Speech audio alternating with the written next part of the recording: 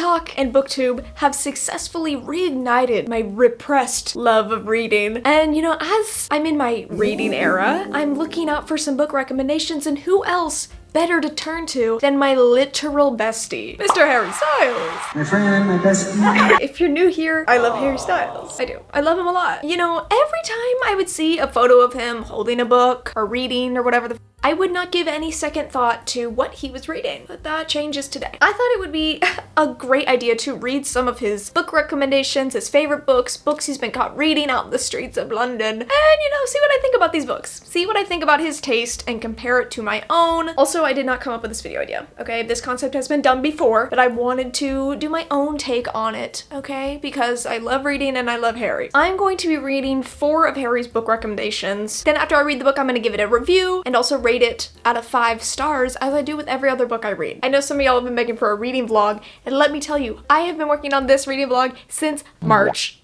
It has taken me that long to get back to this video, so so sorry, my apologies. But we're here now. My first ever reading vlog, and it has to do with Harry Styles. What's more fitting, you know what I mean? Let's get into it.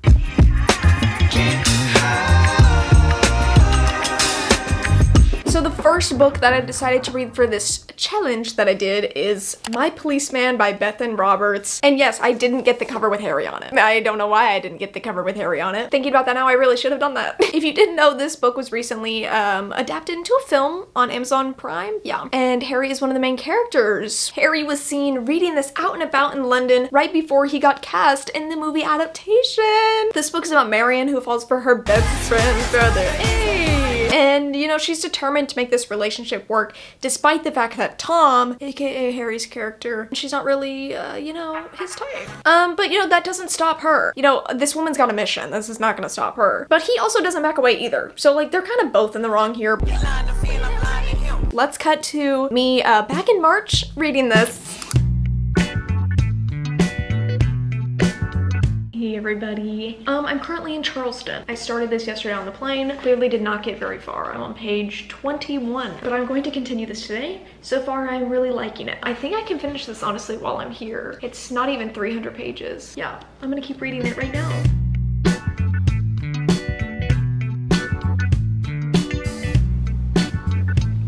Oh my god, her friend's kind of a bitch, like what?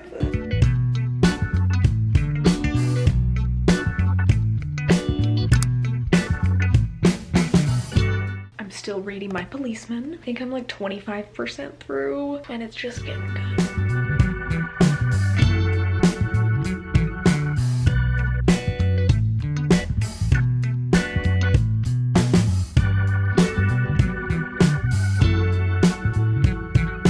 I just got back from my trip and finished My Policeman. Yes! I also watched the movie. The movie actually was so boring.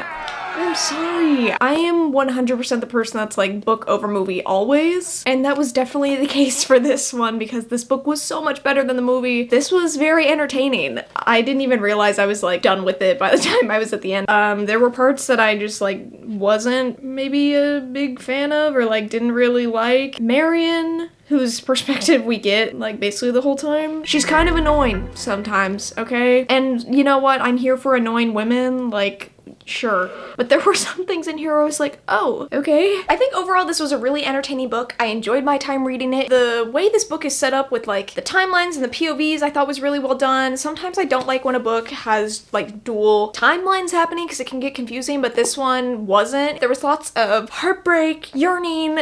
I think if I were to describe this book, I would say painful, maybe a little bit. It's pretty painful. Just reading both relationships that we focus on in this book, they are both painful in their own ways. Overall, this wasn't my favorite book I've ever read. I think I ended up giving it a 3.5 stars. My average rating is around a 3, so me giving this like a 3.5 stars is me saying that it's a little better than the average book I would read. If this sounds interesting to you, I would say just go ahead and pick it up. It's not a very long book at all. I would say this is a pretty good recommendation on Harry's behalf. The second book I decided to pick up is Love is a Mixtape by Rob Sheffield. He has a lot of book recommendations. He talks about books I realized quite a lot in interviews, so I tried to like get a variety of different genres and things. So the last book was obviously fiction, and this is a memoir, which I haven't read many of in my time. I think most memoirs that I've read are of YouTubers from like 2014 2014. This was definitely different. This was definitely different than Conda France's life, you know what I mean? But the reason I really chose this book was because of this photo back in 2019 that Helene took of him reading it, and we got this iconic photo out of it. Like, come on. I'm not looking at the book, you know what I mean? But now I am. Today I am looking at the book, and it was this bad boy right here. Rob Sheffield is contributing editor for the Rolling Stone. Like I said, this is a memoir of Rob Sheffield's life from the time of when he meets his late wife to her passing. Knowing all that, let's get into me reading this.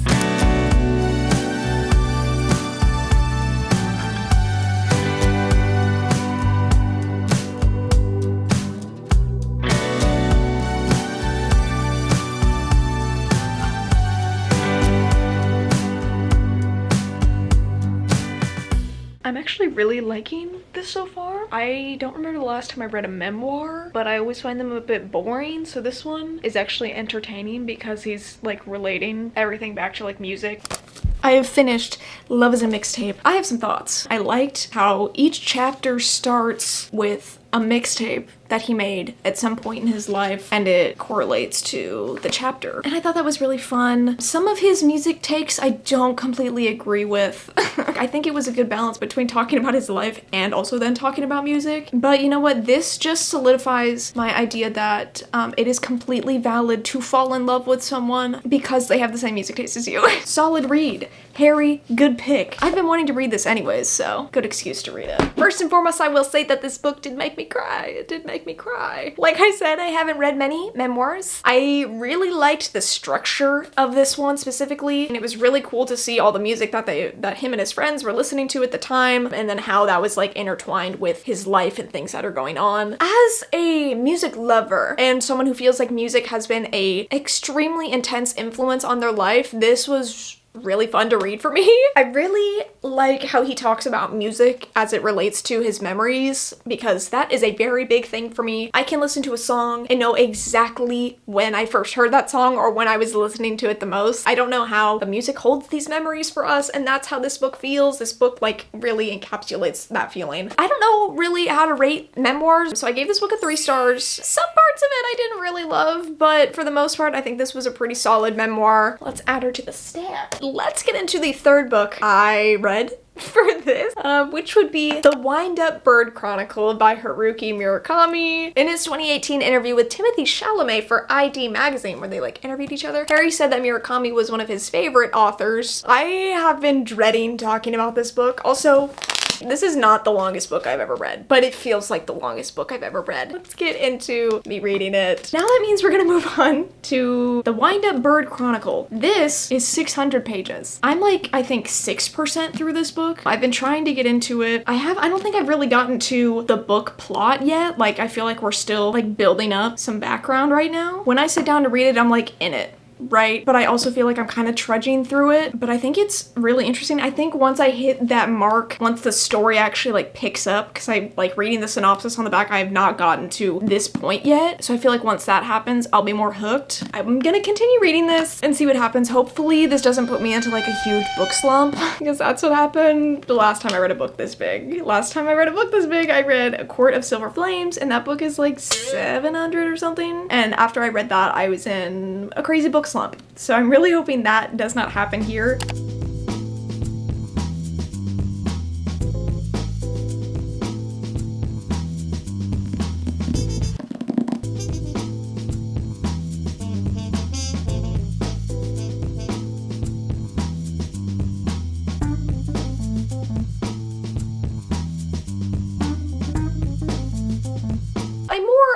Attempted to read this book, because if you can see, I did in fact not make it all the way through.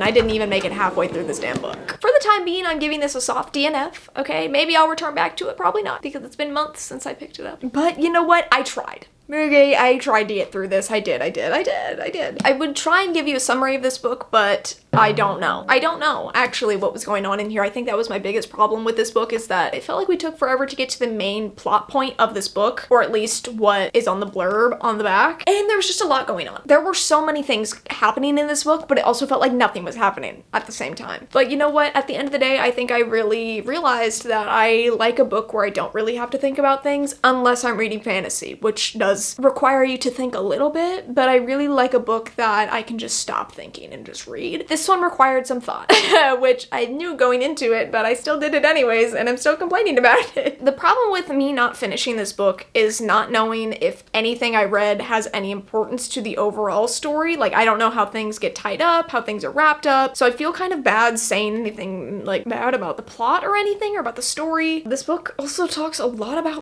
which I was not anticipating, and felt really out of left field, and I was really not expecting that, and I don't think I enjoyed the way that it was talked about. It made me feel a bit uncomfortable, but also, like, is that the point of a book like this? To make you feel uncomfortable by, like, real things. You know what I mean? I really do hate leaving a book unfinished. This one, however, it is going to take a lot of convincing to get me back into this book and to remember what all has happened. But if you have read this book, let me know if I should continue reading it or if I should just like fully 100% DNF this. I didn't give it a rating because I DNF'd it. Man, I don't know, but we're gonna add it to the stack now. Yeah. We have made it to the final book I read for this video, which is Love is a Dog from Hell by Charles Bukowski. Like Murakami, in many interviews, Harry talks about how he loves his writing and how it kind of has an influence over his music and his lyrics. In Harry's 2017 interview with Another Man, Harry did say that this was one of his all-time favorite books. Also, I think this is one of the more popular books from this author, so I went with this one. Harry's famous Love on Tour intro even included a quote from this author, like, our man's is a fan. But unlike the rest of this author's books, this one is a poetry book, so full of poems.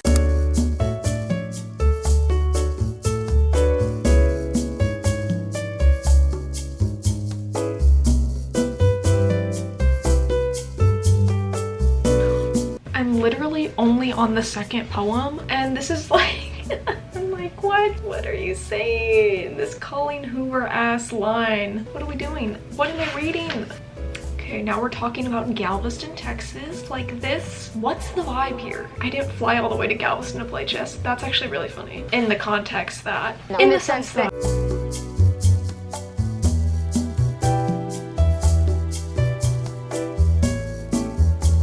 I didn't spend a lot of time reading this. I kind of flipped through and read a few of them until I got kind of the gist of what was happening here. And right off the bat, it's pretty vulgar. It is pretty vulgar, which caught me a bit off guard. Unlike the other books, this is the first book I read where I could actually see potential for where Harry would have gotten some inspiration for the lyrics in some of his songs. I would say that the rawness and honesty that is portrayed in this book in regard to romance and sex life and whatnot, I think is really reminiscent of Harry's first album. Specifically, I would say From the Dining Table, I would say feels pretty similar to this. Maybe Keep Driving even, like, I don't know. I feel like there are a few influences in his music for sure. I didn't give this book a rating because it is poetry. I don't know how to rate poetry. If I were to rate this, maybe I would say like 2 stars. I don't love poetry. I can agree. There is some poetry out there that is beautiful. This, however, just felt like, well, I definitely knew this was a man writing, you know what I mean? Like, I don't know. There was something about it that I didn't really enjoy. So yeah, those are all the books I read that Harry recommended. I would say that this little experiment that I did really showed me that it's like a Venn diagram. We have some similar taste things and then some things that just don't really agree at all. But overall, I'd say our tastes are pretty different. Our tastes in literature are not really similar. I find myself reading more for escapism, for entertainment, but after reading this selection of books, I think Harry really reads to provoke his mind, to think, for inspiration for his own writing. I don't really think Harry would be reading like Butcher and Blackbird for, you know, lyric inspo. I don't know, maybe he would though. Maybe he would. But I hope you guys enjoyed this video. If you did, you can give it a thumbs up. You can also subscribe down below for more videos from me. This was my first ever like reading video, but if you want to see more, let me know. I can definitely do some reading vlogs here and there. I'm gonna go finish Reckless by Lauren Roberts, which I'm in the middle of right now. So I'm gonna go finish that, and I'll see y'all later.